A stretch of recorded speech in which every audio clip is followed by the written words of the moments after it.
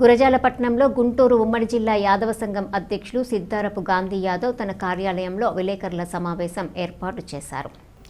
ఈ సందర్భంగా ఆయన మాట్లాడుతూ గురజాల నియోజకవర్గ యాదవ సంఘం అధ్యక్షులుగా యలగాల నరసింహారావును, మాచర్ల నివేదిక నియోజకవర్గం యాదవ సంఘం అధ్యక్షులుగా నాలి రామయ్యను, సత్తెనపల్లి నియోజకవర్గం యాదవ సంఘం అధ్యక్షులుగా కుమ్మరి శ్రీనివాసరావు యాదవ్, నరసరావుపేట నియోజకవర్గం యాదవ సంఘం అధ్యక్షులుగా వీర్ల రాంబాబును నియమించినట్లు ఆయన తెలియజేశారు.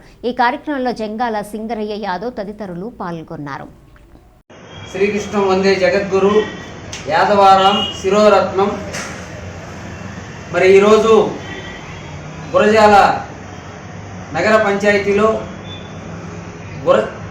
పల్నాడు జిల్లా అఖిల భారతీయ యాదవ మహాసభ అధ్యక్షులు సిద్ధారపు గాంధీ గారి యొక్క కార్యాలయంలో విలేకరుల సమావేశం ఏర్పాటు చేయటమైంది.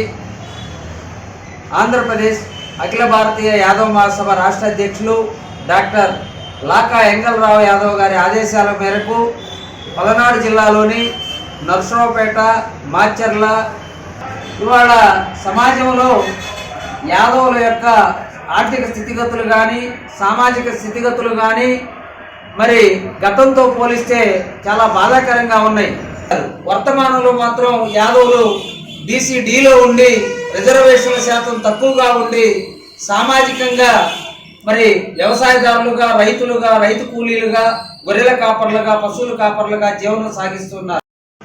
శ్రీ లాగా వెంగళరావు గారు ఆదేశాల మేరకు ఈరోజు గురజాల నియోజకవర్గ అధ్యక్షుడిగా యలగాల నరసింహారావు యాదవ్ని నియమించడం జరుగుతుంది. అదేవిధంగా మాచర్ల నియోజకవర్గానికి నాలి వీరయ్య యాదవ్ను ప్రకటించడం జరుగుతుంది. అదేవిధంగా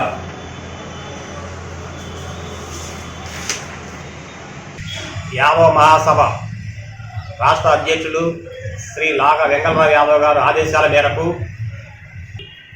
మాచర్ల నియోజకవర్గానికి నాలి రామయ్య యాదవ్ను నియమించడం జరుగుతుంది. అదేవిధంగా సత్తెనపల్లి నియోజకవర్గానికి శ్రీ కుమ్మరి శ్రీని యాదవ్ను నియమించడం జరుగుతుంది.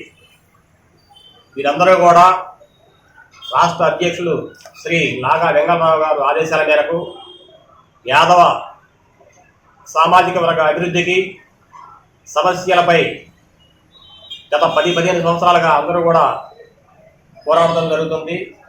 వాళ్ళ సేవలను గుర్తించి యాదవుల ఐక్యతకు మరియు యాదవులలో ఉన్నటువంటి సమస్యలు, యాదవుల యొక్క సామాజిక వర్గ అభివృద్ధికి వీళ్ళందరూ తోడ్పడతారని ఈ విధంగా వీళ్ళని నియోజకవర్గ అధ్యక్ష బాధ్యతలు ఒప్పజేయడం జరుగుతూ ఉంది.